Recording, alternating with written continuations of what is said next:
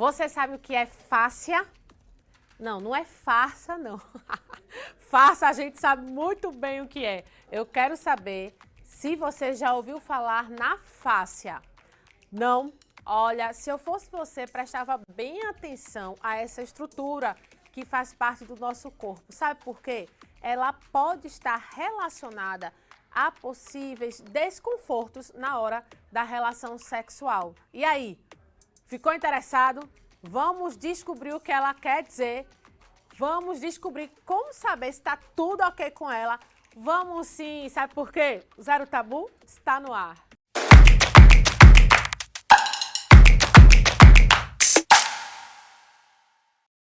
Olá, boa noite, muito bem-vindo, muito bem-vinda ao Zero Tabu.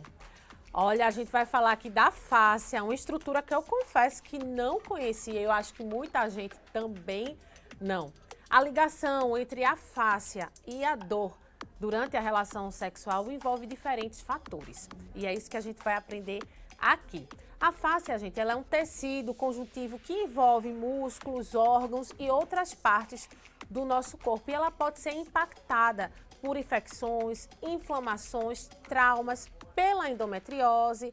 E aí, a receita que muita gente não sabe é que pode resultar, sim, em dores na hora do sexo. Então, mais uma coisa para a gente aprender aqui no Zero Tabu, eu vou aprender junto com vocês, porque até os dias passados aí eu nunca tinha escutado falar dessa estrutura, até assistir ao Instagram da minha amiga, que já é veterana aqui, doutora Emanuela Albuquerque, uma das nossas convidadas, que trouxe uma outra que vai se tornar veterana também. Primeira vez que ela está aqui, doutora Pauline Valois.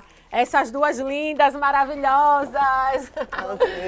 Coisa boa ter vocês aqui, meninas. Olha, hoje o programa aqui bem recheado, bem florido com vocês. E é isso mesmo que eu estava falando aqui agora. Eu nunca tinha escutado falar. Para vocês duas aí é uma linguagem comum, né? Vocês lidam com isso no dia a dia.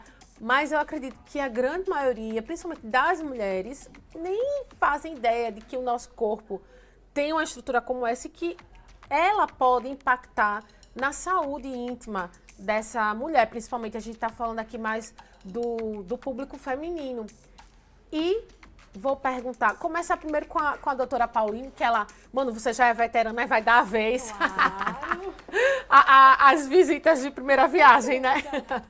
Então, doutora Pauline, a gente está falando aqui de dor na relação. A gente conhece alguns fatores, né, que contribuem para essas dores. No consultório, lá, dia a dia, você deve receber muitas queixas dessas mulheres e muitas vezes podem estar relacionadas à face e essas mulheres nem sabem. É assim? Boa noite, muito obrigada pelo convite, Priscila, Emanuele. É um prazer estar aqui. E assim, a gente realmente é um nome que a gente nem escuta falar. Às vezes, até na faculdade, a gente entra em contato e vai entender o que é essa fáscia. A fáscia, como você disse, está ao redor dos músculos e é um tecido fibroso e ele é cercado também por nervos. E aí está essa ligação, músculo, fáscia e nervo. Quando a gente tem qualquer problema que afete a inervação ali próxima à fáscia também, a gente pode levar ao sintoma de dor. E essa dor relacionada à questão genito-urinária, a parte genital e a parte urinária, ela muitas vezes aparece como sintoma na relação sexual. Então, apesar de ser um nome que não é conhecido, não é comum, né? É sim uma queixa muito frequente, a dor pélvica e a dor relacionada à relação sexual. Mas a gente precisa entender que essa dor pélvica, ela nem sempre está ligada à questão genital, à questão urinária, mas ela pode estar ligada também, por exemplo, a problemas na coluna e a outros problemas que a gente vê no dia a dia, como você falou, na endometriose, miomas, adenomiose. Mas tudo isso vai contribuir para essa dor para pélvica. essa dor e torna uma queixa muito frequente de mulheres entre 15 e 50 anos. Pelo menos 25% dessas mulheres elas têm queixa de dor pélvica. E o engraçado, doutora, a gente estava conversando antes da gente entrar aqui no ar, não sei nem se o termo é esse, engraçado, mas o curioso é que muitas mulheres vão às consultas, né, tanto com a fisioterapeuta quanto com a ginecologista, e demoram a dizer de fato o que é que elas estão sentindo, né? Ainda existe uma vergonha em relação a isso. Falar, eu tô com incômodo, tudo, mas não diz de fato, ó, eu sinto dor durante a relação. Vai começando, acho que lá para a quinta consulta, que a pessoa diz, olha, meu problema é esse. É assim? É assim, é verdade. A gente tem pacientes de inúmeras consultas e a gente começa a conversar e perguntar. E muitas vezes ela nem fala dessa dor, ela chega relatando uma diminuição da libido. Não tenho mais vontade de namorar, ou a relação sexual ela não está tão satisfatória como quando eu era mais nova. E aí a gente começa a questionar e, na verdade, a gente percebe que ela não tem libido porque ela está sentindo dor. E aí, como é que a gente vai ter vontade de namorar se isso está relacionado a uma queixa de dor? A dor já bloqueia a mente dela para aquela relação, né? É verdade. Seria assim. Olha, agora, a doutora explicou, eu expliquei. Agora, eu quero soltar aqui, diretor, se tiver no ponto, o vídeo de Manu, o vídeo que explica, assim, de uma forma, não é? Muito palpável, simples, o que é essa tal face. Como a gente falou, ela está presente em todo o nosso corpo, não seria diferente na região pélvica, envolvendo órgãos aqui dessa região, né, Manu, né, doutora Pauline? E por isso que ela pode ter relação, sim, com esse desconforto. Agora, diretor, vamos mostrar aí, eu acho que está no ponto. Olha, já está no ponto aqui, minha gente. Vamos soltar o vídeo de Manu. Bem prática. Como vocês sempre me ouvem falando da fáscia, essa aqui é a fáscia, que é essa membrana serosa que está presente em todo o nosso corpo, que tem várias funções de proteção, de promover a facilitação do movimento e que, por alguns motivos, ela pode aderir às estruturas, causando desconforto, limitação de movimento e, principalmente, impossibilidade ou dificuldade na chegada de nutrição.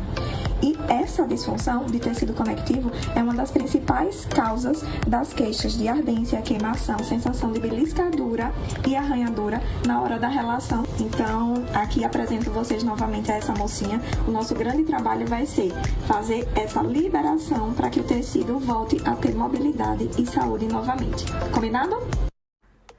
Manu, achei fantástico, né, doutora, essa explicação. Você realmente trouxe o assunto à tona, mas de uma forma muito palpável, muito entendível, porque eu estava até falando para Manu, eu não consigo mais ver um peito de frango sem me lembrar desse vídeo, minha gente, porque toda vez que eu olho um peito de frango cru, eu penso nada da fáscia.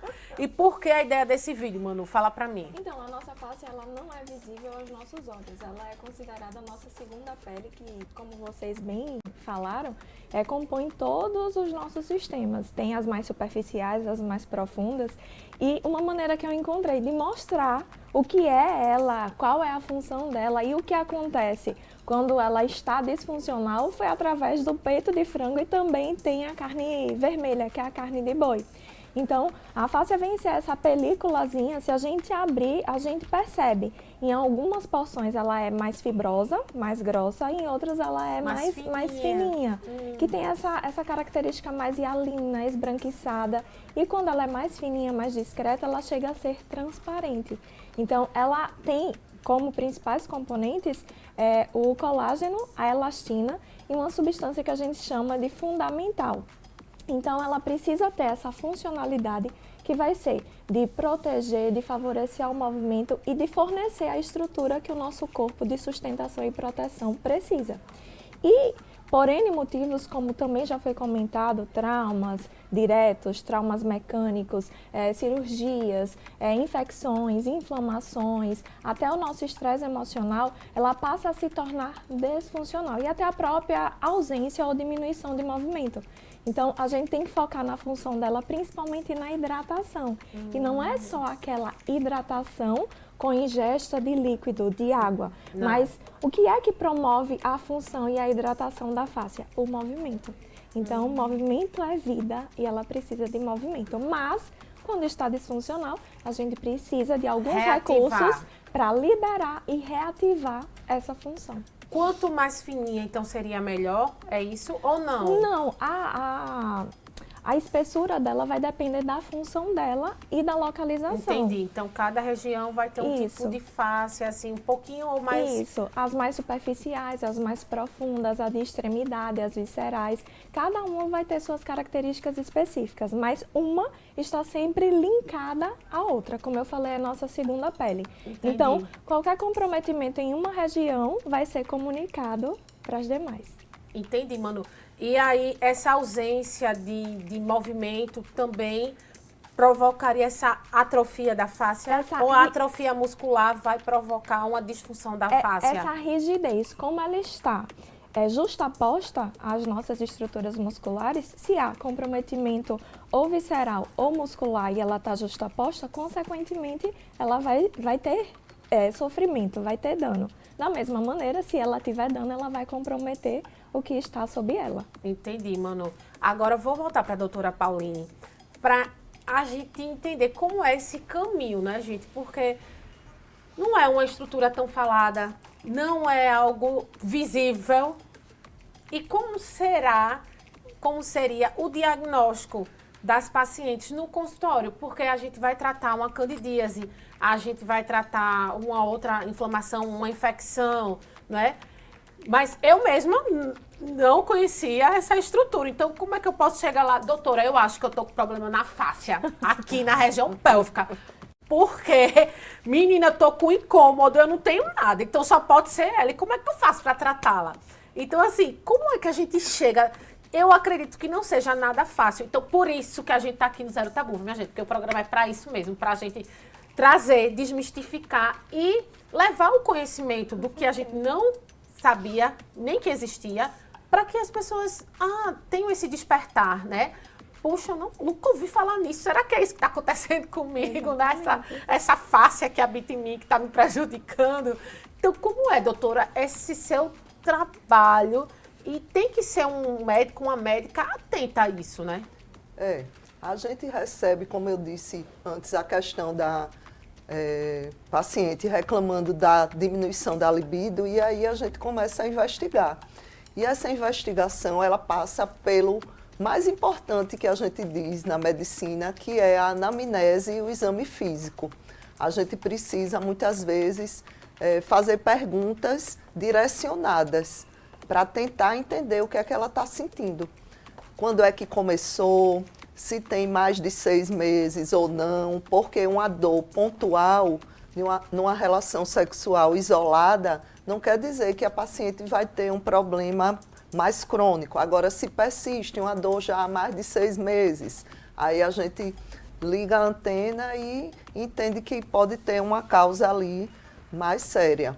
E aí, no exame físico, a gente examina desde a vulva, olhar se tem alguma lesão ali que a gente acha que pode causar dor. Pode ser algo superficial, Superficial. A gente pergunta se aquela dor é no começo da relação sexual, na introdução do pênis. Se a dor não é no início da relação, é mais uma dor de profundidade, que a gente chama. Porque existem os vários tipos de dor pélvica. Muita gente já deve ter ouvido falar a palavra vaginismo, que hoje a gente classifica num tipo de dor na penetração, mas uma dor que é uma dor mais profunda, mais externa, a gente chama de vulvodínia. E aí, de acordo com o relato de quando começa a dor, quando é que é mais intensa, se é mais superficial, mais profunda, a gente começa a pensar em quais fatores podiam estar provocando aquela dor. Por exemplo, uma dor que a gente sente na penetração mais profunda. A gente pode pensar numa endometriose. E aí a gente vai tentar relacionar isso para quando encaminhar para o fisioterapeuta, que é um dos principais profissionais que trata a questão da dor pélvica crônica, a gente dizer onde é que a paciente tem a dor. Se a gente trata a entrada, vamos dizer assim, ali da vulva para a vagina, como se fosse um reloginho. E a gente diz, a dor que a paciente sente é ao meio-dia. Aí Olha só que justamente linguagem, né? pedir ajuda ao fisioterapeuta, ele sabendo identificar o que é que a paciente está sentindo mesmo. E às vezes, numa primeira consulta, a gente não faz nem o exame físico dessa paciente, porque ela está, às vezes, tão constrangida ou tão amedrontada que durante as consultas é que a gente vai começando a examinar e relatando o problema para o fisioterapeuta. Então, a gente já traz aqui a seguinte mensagem, que esse tratamento é um tratamento que é um multidisciplinar. É o ginecologista, mas é o fisioterapeuta, às vezes o educador físico, e sempre com aquela premissa mesmo, que o corpo que não se movimenta, ele dói. Aí é quando a Manu Perfeita fala essa frase, né? na história da atividade física, até para a queixa de dor pélvica crônica. Entendi. Pode haver, por exemplo, uma inflamação vai impactar na fáscia. É assim? Isso. Uma candidíase pode impactar na fáscia. E aí existe um tratamento concomitante. Quando eu estou tratando a candidíase, eu estou fazendo essa fisioterapia para a fáscia, pode acontecer esse combo? Isso aí pode sim, mas aí ele está ligado mais a casos, por exemplo, de candidíase de repetição. Uma candidíase isolada, um episódio anual, que a gente não chama como uma candidíase de repetição, ele geralmente não precisa desse outro tratamento com a fisioterapia. Mas uma dor que ela já é crônica, já se repete, aí sim a gente faz esse encaminhamento. Faz esse encaminhamento. Agora, Manu, eu queria saber de você, como é esse tratamento, essa liberação? Pelo que eu entendi, você no vídeo, eu entendi em liberar essa fáscia, porque pelo que eu também entendi, né, tem horas que ela fica muito aderente ao músculo, às paredes, e isso causa desconforto. E de que forma é que faz essa liberação?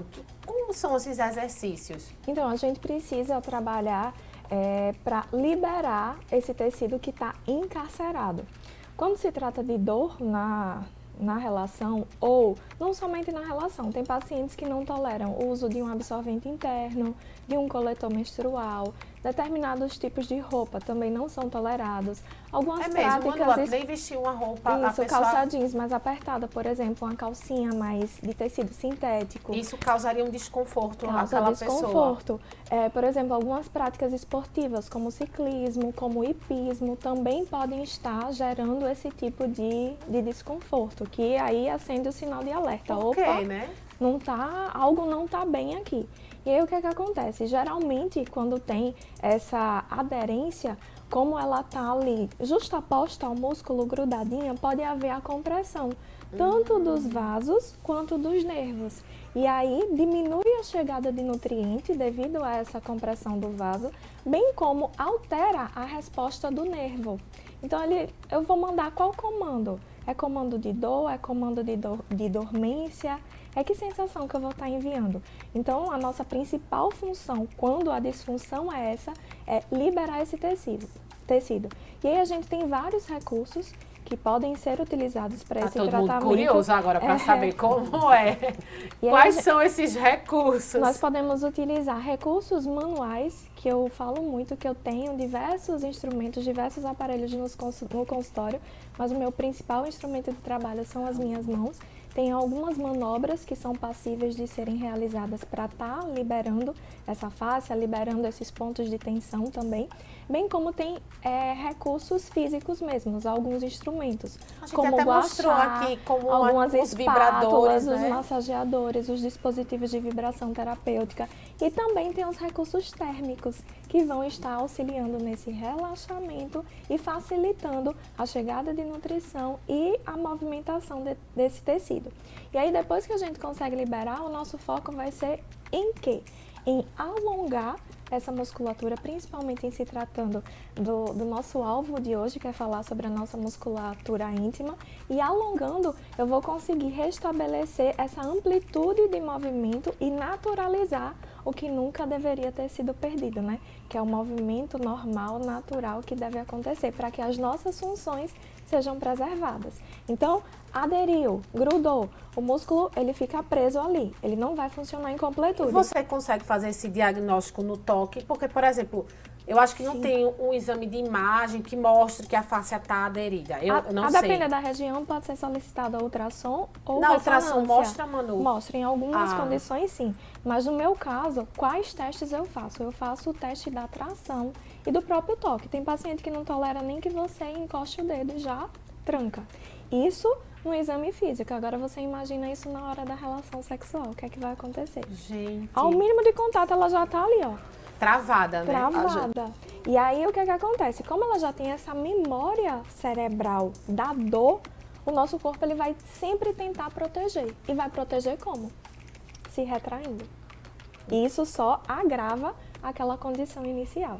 Então, existem sim alguns testes, como esse teste do toque e da tração, que aí, quando a gente toca, muitas vezes a paciente diz, ei, tá queimando, tá ardendo, você tá me beliscando, você tá me furando, quando na verdade é só um toque. Então, geralmente, eu utilizo o toque na região e o toque, por exemplo, na perna ou no braço. E eu mostro, olha, eu tô me utilizando dessa digitopressão. Você tá sentindo da mesma forma nesse lugar e nesse lugar?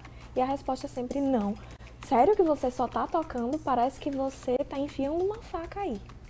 Então, são esses testes que eu utilizo para ir juntar com a queixa dela, com a aparência, porque geralmente essas áreas onde acontece a aderência, como a compressão desses nervos e desses vasos, elas são mais esbranquiçadas, porque como está comprimindo, chega menos nutrição, chega menos sangue e com isso a coloração fica diferente. Então fica como se fossem umas ilhotas esbranquiçadas ali. Então eu olho, já sei que ali vai ser o ponto de maior queixa. Uma compressão. A doutora Paula queria falar algo. Eu queria atentar para uma coisa simples, que é o quê? A gente retornar a avaliar o nosso próprio corpo, a gente se perceber, a gente ver o que é que está diferente, porque daí das importâncias do trabalho do fisioterapeuta, ele vai orientar o que é que a paciente percebe ao toque, como é que ela deve contrair a musculatura, como é que ela deve relaxar, que é uma coisa tão simples do dia a dia, mas na nossa correria mostrar a gente, né? A gente para de perceber o nosso corpo e começa a perceber quando já tem alguma coisa errada. Engraçado isso, porque assim, precisa alguém vir e mostrar, olha, aqui não dói, aqui dói. Então tem alguma coisa que não está indo muito bem, né? E realmente a gente precisa se perceber mais, parar um pouquinho. A gente vive nessa vida muito mais frenética, né, que exige respostas instantâneas, atitudes instantâneas, tudo é instantâneo. E a gente vai realmente se perdendo esse cuidado, esse momento nosso, é um pouquinho mais difícil. E eu quero saber também, acho que tá todo mundo curioso também, Manu, porque assim, pra gente ir pra ginecologista e ganhar essa confiança, né, pronto, pode me examinar e tudo mais, já é um processo para muitas. Outras a gente sabe que vai de pessoa para pessoa, mas no geral a gente sempre fica, ai meu Deus, tomara que ela nem queira me ver, tomara que ela só prescreva lá alguma coisa. Ai, eu não quero, ai meu Deus, eu não sei, o que é que ela vai fazer? E não sei, sabe, todo mundo fica meio que já se martirizando, pensando o que é que ela vai, quando diz, pronto, olha aqui o exame, não sei o que, você pega, ai, bota baixo, graças a Deus, que nem precisa tirar a roupa, né? Eu acho que é meio desse jeito com todo mundo. Agora eu fico me perguntando como é na fisioterapia, né, doutora? Porque assim, vai tocar ali, vai tocar aqui, vai desprender não sei o quê, vai desprender. E você fica, meu Deus do céu, o que é que eu vou fazer? Como é, Manu? Como é que essas mulheres chegam lá? Se elas já chegam, tá, já me preparei, é libera geral. Queria saber de você que vive isso na prática, que vive todo dia, como é que funciona? Me diz. O que você falou, parece que você falando e eu pensando na estereotipagem das pacientes. De fato, chegam sempre dessa maneira. Tomara que não me examine. Será que vai precisar examinar? E tem umas exercício para eu fazer em casa. E tem umas que dizem, será que vai precisar me examinar mesmo? E essa é uma das principais barreiras. Esse constrangimento, esse tabu, esse desconhecimento de até a atuação profissional, de fato, como acontece. Então, geralmente nas primeiras consultas é um pouco mais lento. Eu espero o tempo da paciente, vou com muita paciência, explico tudo, faço esse trabalho que a doutora mais Pauline psicológico, falou. né, Manu? Não, e assim, da educação em saúde, de mostrar que a nossa região íntima, que ela está sempre guardada, mas que ela tem funções como qualquer outra parte do nosso corpo e que eu não estou ali para julgá-la. Eu estou ali para tratá-la, para reabilitar as funções dela. Então, a gente acaba criando esse vínculo muito grande de confiança, de acolhimento. Eu falo sempre, eu não sou juiz aqui. Eu estou aqui para ouvir e para lhe cuidar. Então, não espere ser julgada por mim. Ouço tudo e trabalho conforme aquilo que eu vou percebendo de feedback delas, entendeu? Então, assim, geralmente as primeiras consultas, elas são mais travadas, mas depois já cria-se um vínculo de respeito, de confiança muito grande e um senso de intimidade muito grande. Então, já chegam mais descontraídas, e eu sempre né? brinco, eu falo, minha gente, vocês não precisam ter vergonha, não. Eu vejo todos os dias, o dia todo. Pra mim é como se fosse um joelho.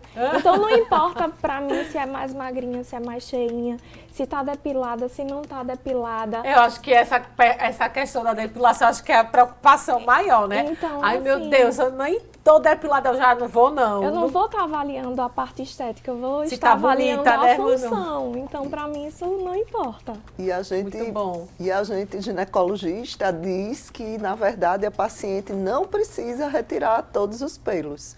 Que é o doutora, pelo... agora vamos mais para essa dica, viu, gente? Porque tá na moda, né? De uns anos para cá, inclusive depilação a laser, que todo mundo tira tudo, fica lisinho. E aí, agora vamos ver essa parte também. Tá vendo? Um assunto vai puxando o outro. Não precisa ou não deve? Não precisa e não deve. Porque o pelo, ele faz a proteção ali da pele, da vulva, que é uma pele mais fina, mais sensível. E aí, quando a gente tira o pelo totalmente para ir para a consulta ginecológica, primeiro que a gente pode fazer alguma lesão, cortar em algum lugar, e aí aquilo simular um problema. E segundo que a gente está tirando a proteção normal daquela região. A gente deve aparar com a tesoura. Claro que quando a gente vai em uma praia, uma viagem, né, eventualmente... Na virilha, né? Retirar, mas em algumas partes é essencial, então? Sim. A gente protege contra a infecção, ajuda a não ter infecção urinária, protege do atrito da roupa. Não deve retirar todos os pelos. Olha, viu, minha gente? Fica a dica. E o pelo também, ele faz parte do nosso processo de ativação, no sentido da excitação. Manu, essa Manu é sabida, viu? O contato... Me conta. O contato, principalmente no sentido inverso do pelo, se o pelo tá para baixo, o contato para cima, já ativa os nossos receptores e tende a aguçar. Então, essa informação é muito importante também. Menina, essa Manu cada dia mais sabida. Agora me conta, a gente já teve uma pauta aqui também sobre a menopausa. Foram, na verdade, 2 programas muito, mas muito legais. Um, inclusive, sobre nutrição. De que forma natural a gente pode aliviar os sintomas dessa fase, né? Manu vai demorar um pouquinho para chegar, né, gente? Certo. Mas, enfim, eu quero saber, a menopausa tem lá suas questões hormonais. E isso pode trazer alguma implicação para a fáscia também? Em relação à fáscia? Em relação à fáscia, a Manu pode responder melhor, mas a menopausa, ela diminui a produção e vai a quase zero do hormônio feminino, o estrogênio. E é muito comum na menopausa, é rara a mulher que não tem o ressecamento e a chamada síndrome geniturinária da menopausa. O que é isso? A região ali, ela fica mais ressecada e a mulher, ela tem mais tendência a ter dor na relação sexual, fissuras e mais tendência a ter infecções urinárias, a não segurar a urina, ela tosse, espirra e aí ela perde a urina porque o músculo que a gente tem ao redor do canalzinho do xixi, da uretra, ele tem uma dependência desse hormônio também, do estrogênio. Então, é muito comum a mulher na menopausa ela Tem ter esses escapes. ela ter infecções de repetição e, consequentemente, ela ter dor pélvica. Entendi, doutora. Exatamente. Teria alguma questão Porque acontece relacionada? a atrofia dessas musculaturas. E lembra que eu falei que ela está justaposta? Entendi. E associada então, a se esse essa queda do hormônio ressecamento, causa essa atrofia, então vai impactar na fáscia. tá tudo interligado.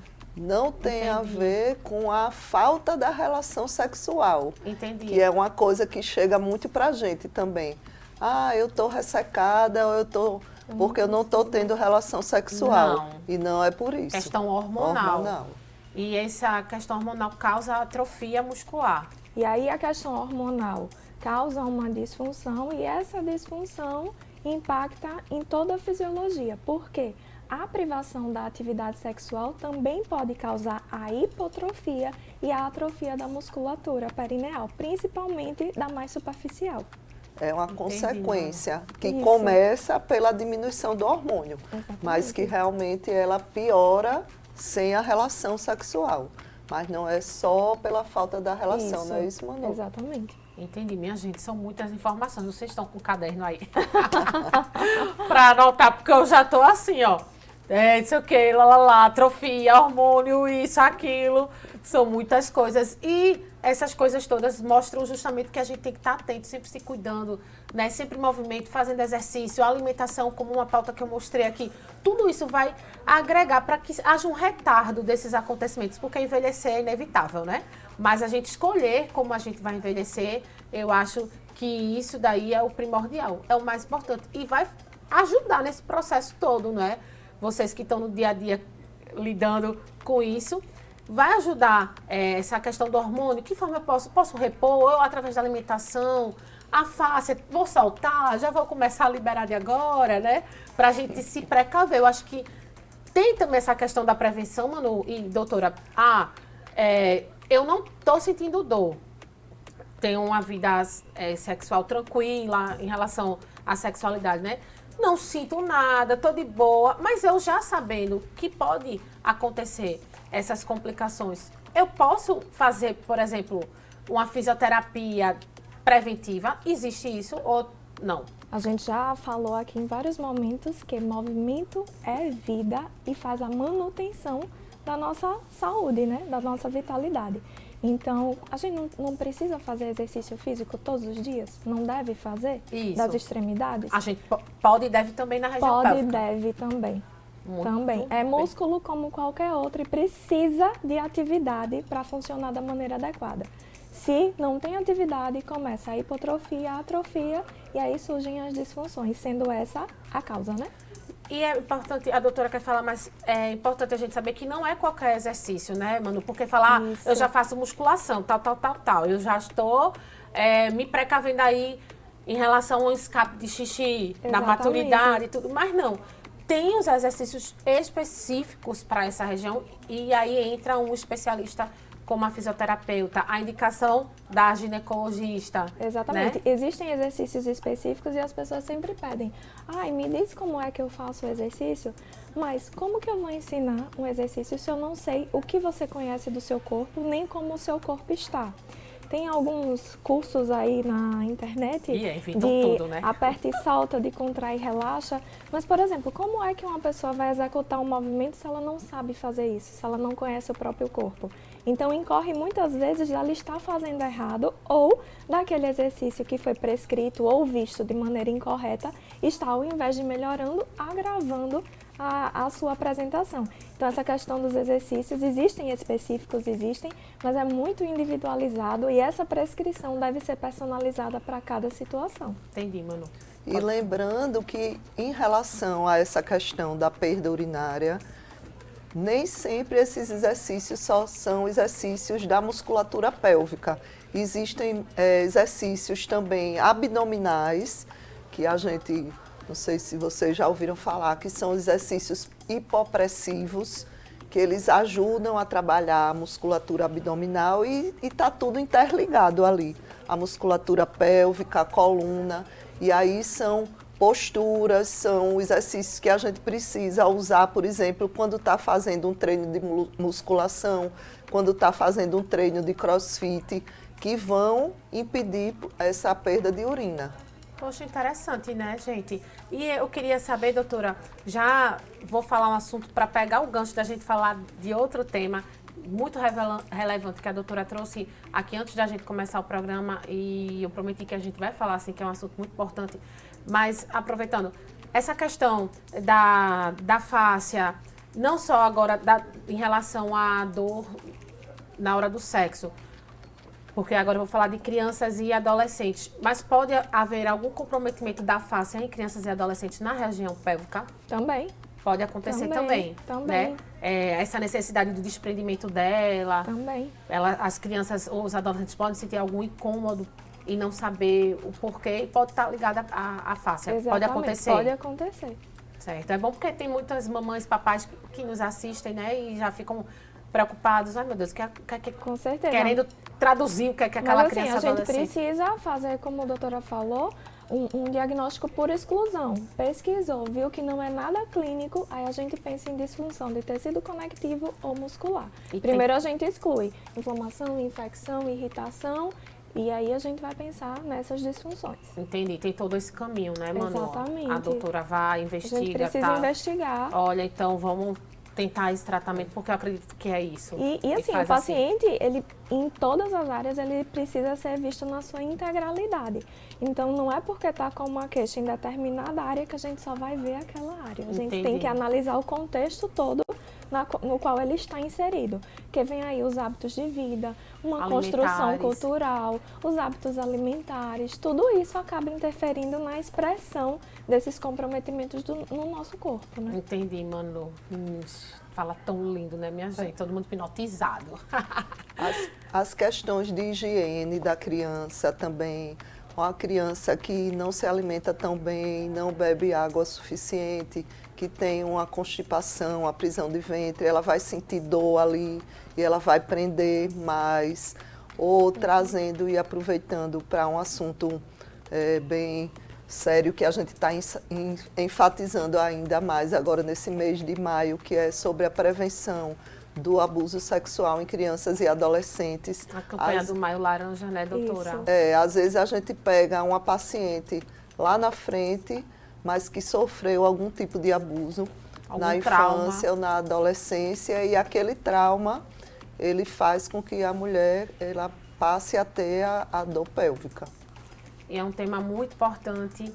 É uma campanha que nem deveria existir, na verdade, porque era um assunto que nem deveria existir, mas a gente sabe, né, com muita tristeza no coração da gente, que eu, né, como estou nessa área do jornalismo, da comunicação, sou repórter, então diariamente sou bombardeada com esse tipo de notícia de vítimas, crianças, né? Aqui no estado mesmo, recentemente, a gente acompanhou algumas notícias, e isso é o que vira notícia. Exatamente. E o que não vira notícia nos lares, né? Crimes silenciosos e silenciados, né? Então, assim, é uma causa muito séria, muito importante essa do Maio Laranja, e que nós, né, estejamos sempre atentos como os pais responsáveis por aquelas crianças, por aquela adolescente. É o menor sinal, né, gente? A gente está falando aqui de sinal de dor, né, sinal de qualquer desconforto.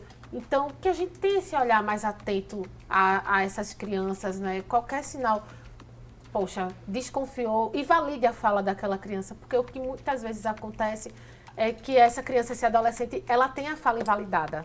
Porque o pai e a mãe não acreditam, porque fulano jamais faria aquilo com ela. Né? Por isso que o seu programa Zero Tabu é tão importante. Obrigada. Pela informação, pelo conhecimento, porque o que evita esses problemas é a comunicação. É informar, é conversar, é orientar. Que a gente tem essa ideia de que falar, por exemplo, sobre educação sexual vai estimular a adolescente a iniciar a vida sexual. Quando isso é o contrário. Ela, quando conhece, sabe o que é, sabe os riscos, ela vai saber conhecer o corpo dela e impor limites para que aquilo não aconteça tão precocemente ou de uma forma trágica como é nesses casos. Verdade, doutora. E a educação sexual não significa ensinar a fazer sexo, É né? verdade. É uma educação, como você bem falou, que vai aí trazer um norte para essas crianças, para esses adolescentes em relação ao respeito. E para cada faixa etária existe uma linguagem. Né? A gente não vai falar com a criança de 3 anos da mesma forma que fala com a de 10, nem com a de 16. Mas existem, sim, formas de falar. Inclusive, a gente já falou sobre esse tema aqui com a minha querida psicóloga, terapeuta, Leonara Bionaro. O nome dela é quase um trava-línguas, mas é esse mesmo. E ela é uma educadora, ela fala como a gente deve educar as crianças e adolescentes sobre esse tema. E foi, assim, um programa maravilhoso, justamente enfatizando isso, que a criança vai saber pôr limites, né? Ela vai entender que ninguém pode tocar em determinadas partes e como a gente ensinar isso desde pequenininho é tão importante. Eu tenho uma de 5 e um de 14, são fases completamente diferentes, né? Mas que a gente tenta trazer, cada um com sua linguagem, essas questões, para tentar prevenir de alguma forma, né? A gente sabe que, infelizmente, a conversa por si só não traz essa segurança para as nossas crianças, né? Ô, minha gente, a conversa tá tão boa. Eita, o Chico de volta aqui, já me lembrando que, ó, o tempo, minha filha. É porque, assim, um assunto vai levando a outro, e são questões tão importantes, né, meninas? E eu queria muito agradecer a vocês, Manu, doutora Pauline Valois, viu, gente? Cai em francês. Doutora Pauline Valois, que está aqui conosco pela primeira vez, mas que seja a primeira de muitas vezes, assim como Manu já se tornou veterana aqui do programa, né? As portas também estão abertas para você, doutora Pauline. Meninas, muito obrigada. Vou aproveitar, viu, diretor? Não acaba ainda não. Para que as meninas deixem as redes sociais, né? Manu, Pauline pode falar. A câmera de vocês aqui, ó, todinha para vocês. Fala aí, viu, Manu? Pessoal, uma satisfação estar com vocês mais uma vez aqui. Como a gente falou, movimento é vida. E a nossa vida precisa de quê? De energia e saúde. Então, acompanha lá minhas redes sociais, Emanuele Albuquerque Físio. Eu posto alguns conteúdos interessantes, como a Pri mesmo falou. Então, vamos nos cuidar, vamos nos olhar, vamos nos conhecer para a gente estar prevenindo aí uma série de disfunções, de desconfortos, de problemas e também estar fazendo esse trabalho de corrente do bem. Poxa, eu vi uma informação bacana, vou comentar com a minha amiga, vou mostrar para minha mãe, para minha tia, para minha prima, porque a gente precisa fazer esse trabalho, né? Verdade, Manu. Muito importante essa dica, né, doutora? Porque às vezes a gente fica pra gente, mas esquece, né, do nosso redor, que aquilo pode estar ajudando, facilitando a vida de alguém. E olha, lembrando que o Emanuele dela tem 2 M's, viu? Então, quando botar aí, Emanuele é M, eu sei porque eu já passei várias vezes. Oh, meu Deus, eu tô botando certo e não vai. Por conta disso, são 2 M's aí, nomezinho de Manu. Obrigada, viu? Mais uma vez. Doutora Pauline, se tiver rede social, também se não tiver, não tem problema. A gente deixa o WhatsApp, deixa o número, né, Manu? Exatamente. Mas se tiver, pode falar. Eu queria agradecer a oportunidade, adorei. Que bom. É como a Manu disse mesmo, informação de qualidade a gente tem de compartilhar e saber de onde buscar, né? O fisioterapeuta, ele tem o registro no conselho de classe, o médico também. Você precisa ver se o médico ele tem um RQE, que é o Registro de Qualificação de Especialidade. E aí a gente busca na página do CFM, tem um lugar lá que coloca busca por médico. E aí você vai ver se seu médico é especialista mesmo, no que é que ele trabalha. Doutora, essa informação, né? Assim como o fisioterapeuta tem também. E aí minha rede social é @doutora.pauline, escreve Valois, V-A-L-O-I-S. E aí, lá também eu trago muita informação sobre saúde da mulher e principalmente em relação a crianças e adolescentes, que hoje é o público que eu trabalho com mais ênfase. E aí, muito obrigada. Oh, a gente que agradece. Então, o seu público principal é criança e adolescente. Ginecologia na infância e na adolescência. Puxa, que bacana, doutora. Tá vendo? Eu descobri agora, viu, gente? Mas então, a gente atende a mãe, a avó. Acaba atendendo a família toda, né?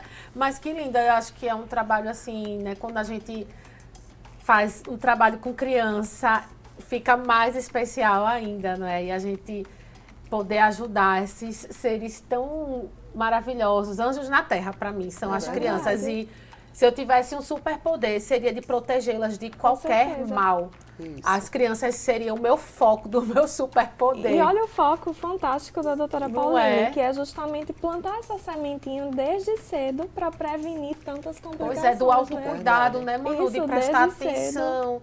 E quando criança, geralmente as crianças são mais desinibidas, eu acho que vai ajudando a construir essa personalidade de que tem que encarar a nossa sexualidade Mais de forma mais naturalidade. natural mesmo, né? Zero tabu. Zero tabu. Adorei. Olha, com a fala da doutora Zero Tabu, eu vou encerrando por hoje, mas vocês sabem que semana que vem, sexta-feira, você tem um encontro marcado com quem? Comigo aqui na telinha da sua Gazeta News, viu, gente? Olha, um ótimo finzinho de sexta, um final de semana abençoado e a gente se vê semana que vem, ó. Beijo, tchau, fiquem com Deus.